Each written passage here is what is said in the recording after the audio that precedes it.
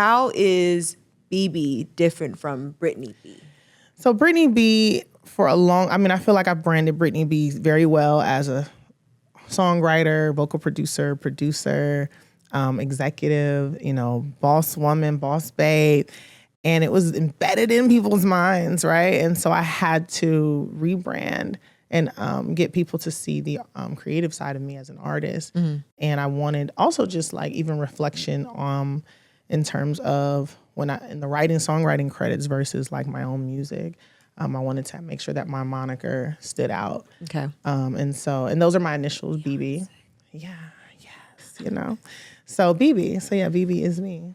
I love that. Yeah. Okay, now we got to talk ghetto feng shui. Yes. First of all, the title. Where did that come from? Ghetto feng shui. Yes. Ghetto feng shui. You like it? It's like I do. It got a little something, right? It got a little that splat. A little splat. Yeah, got a little ghetto feng shui. Ghetto feng shui. Right. It's like a restaurant somewhere or something like a little. Right. Right. Ghetto feng shui. So where did this come from? So ghetto feng shui is basically about like your environment affecting in the way that your environment and the way that everything around you is placed around you that affects who you are, right? Kind of like your feng shui that affects your aura, your energy, your balance, right? So the same thing with your furniture, like feng shui in your home.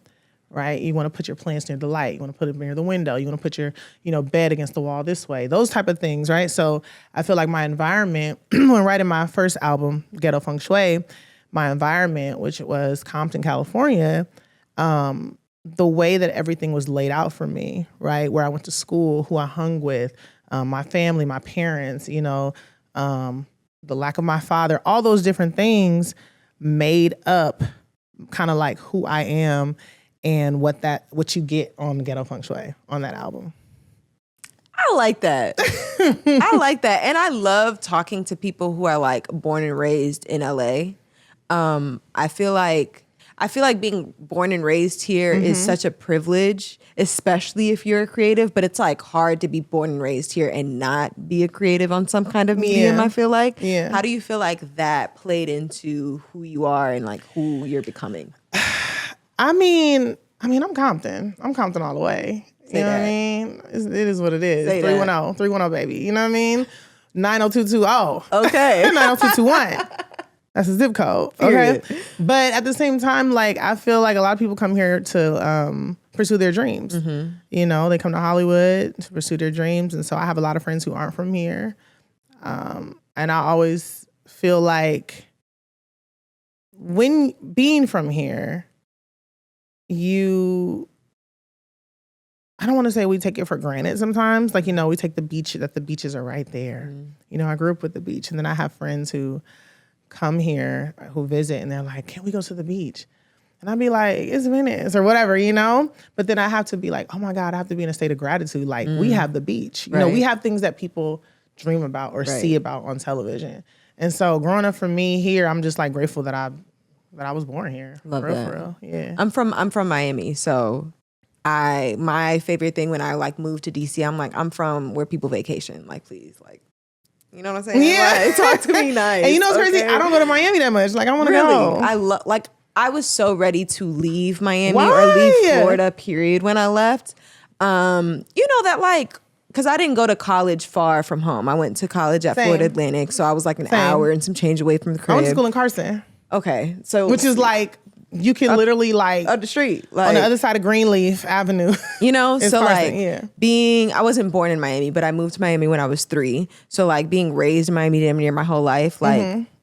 But also my mom's a teacher, so she always like prioritized traveling. I know that there's so much more than just this. Yeah. Y'all go to the same spots every weekend and like see the same people, listen to the same music. I'm ready to get gone. Yeah. I couldn't wait to leave Miami. And like, I love Miami coming home, like being back home, but it's not really to do the Miami things that people do when they're on vacation there. Like, I want sancocho from my grandmother crib. Like, go to the beach and come right back home. Like, I don't know what to do going out in Miami. Like, I don't know what that looks like. But I'm still in my city though. That's the thing. But like I really be in my city. I still go and I go. Like, I still go and eat. And I'm still in Inglewood all the time. I'm still, on the other side of the 10. Even though I live in like West Hollywood area, I still go back where my granny house at. My mom still stays in Compton.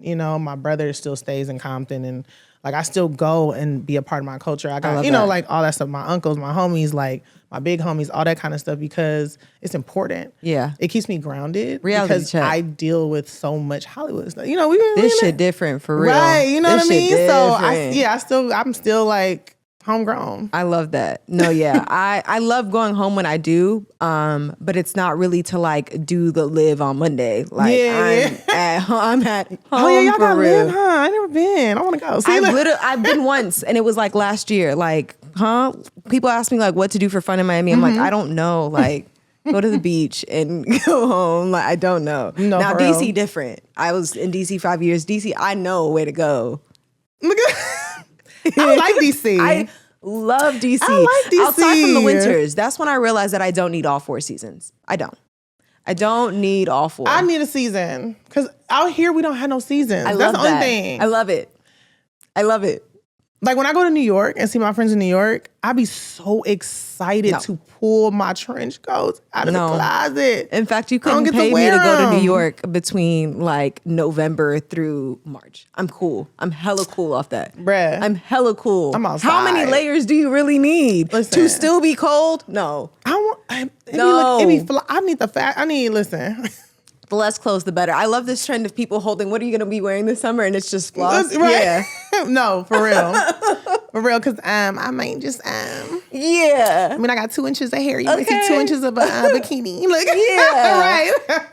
Can't do that all year round. I need to do that all year round. And I feel like I can do that here to a certain extent. It get a little chilly. You get a little chilly. You can. But the sun is out. Yeah. The sun is always out. LA has the best weather. It really do. We got the best weather. We got the best, what they say, we got the best I thought you was going to say beaches, because that is false. We got the best tacos. Okay. Tacos do eat. $2. Right, you feel me? And you gotta make an LA taco too. I'm not mad at it.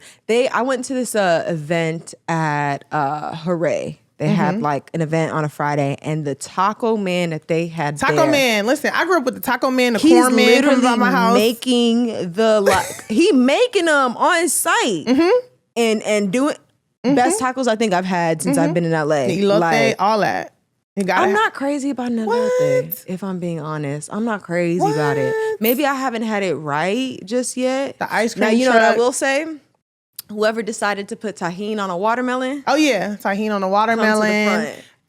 We had the ice cream truck. They used to come by with the nacho cheese in the hot Cheeto bag. Okay, Sonia be crushing those. Look, listen, I'm trying to tell you, LA, we have a culture that's like no other. Honestly, it is. We really do. It's a beautiful culture out here. Was it a culture shock a little bit when I first moved out here? Yes, but it's more so the transplants that I came across, and I'm like, why are you whoa? That's how I feel. Like that? I feel like that. Like I feel like when like I am very much a part of my city, so it's very interesting when I meet other people that's not from here, and I'd be like. But when you come across a real somebody who's born and raised in LA, good vibes. Yeah. It'd be the people who move here that's trying to get put on, and it's like, baby, just take a deep breath. Like, please chill. Yeah, just be calm.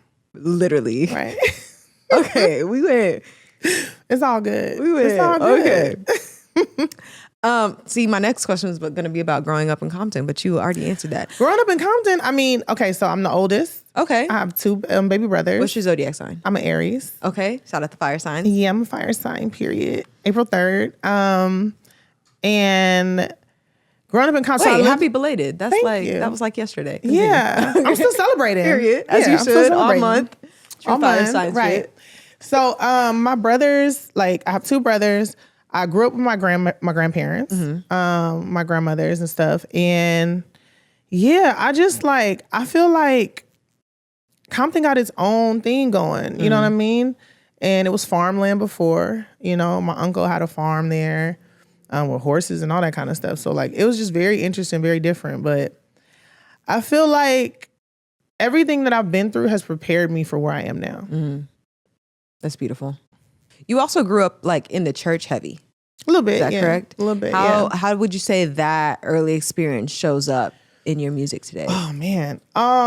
So my mom didn't go to church, but her mom, my grandmother, was a devout Baptist. And that's why, and I stayed with my grandparents.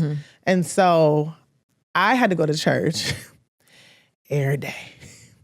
Monday through Sunday, Jesus. Okay, every day. Okay, it was something to do Bible with God. study, Me and God was together. got Okay, BBS. Yeah, we got Young Women's Auxiliary. I was like, what the Young Women's Auxiliary Board, Bible study. Listen, Praise him. Everything, children's church, all of that, and so that definitely had an impact on, number one, my faith in this career, because I was like, I don't know how I'm gonna like do this, but I'm gonna do it. You know what I mean? And then number two, just even like singing. That's where I first started singing in church. You know, picked up a hymn book, learned all the songs in the hymn book. Say that. You know, yeah. What do you feel like was your aha moment that made you realize that this was what you wanted to do? Man, I got my first check. I got some money. You know I got some money. That's what made me think. I was like, wait a minute. Money for songwriting? I saw this check. I said, wait a minute. That's my name right there. Oh, that's my name right. Oh, okay. I can pay my rent with this. I can pay my bills. Like, was your first check for songwriting? So I wrote I worked on a song with Theophilus London featuring Kanye West. Okay. Called Can't Stop. It's on the Vibes album. And I'm singing on the record, and I co-wrote the record with Theophilus. Okay. And I got paid for also like singing on the record, you know, performing on the record and doing like background and stuff. So they, you know, you get paid for that stuff too. And so I got a check for that. I got royalties. I got publishing. I got all these things going on.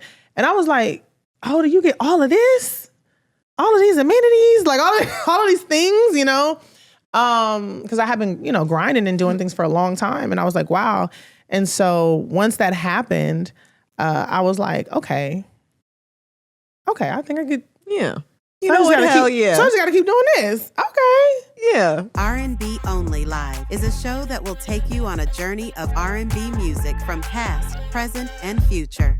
We bring together the best of the genre with our all-female DJs, talented hosts, and electrifying energy all night long. Get tickets to the tour now at rnbonly.com/calendar and vibe with a room full of R&B lovers.